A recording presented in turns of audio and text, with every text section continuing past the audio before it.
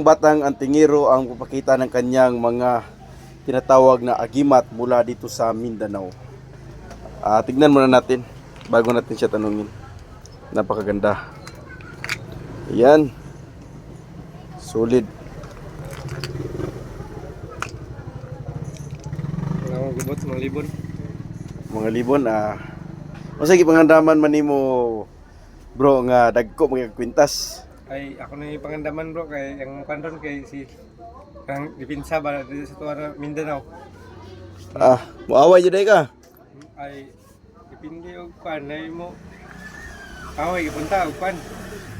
Tang ato na di lang ta makasala og di ta muna. Muna nindot di jud manguna og di magpakasala. Kay kauban na rabas pagkatawo ang sala, matod pa nila pero tinuod jud na. Busa amping og ampo, di ba? Perminti na. Ampo kita perminti sa taas. Og dayon katulog dayon mata.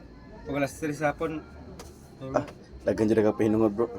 Ato lay pakita ang gitawag nga agimat sa usa na to ka kauban nga Antingero nga iyang gisuot. Di basta-basta. Napag-isa. Napaisa sa ba? Panay kaning City Navy. Tested yapon na. Tested mo ka na? Tested kini na kon na mga libon.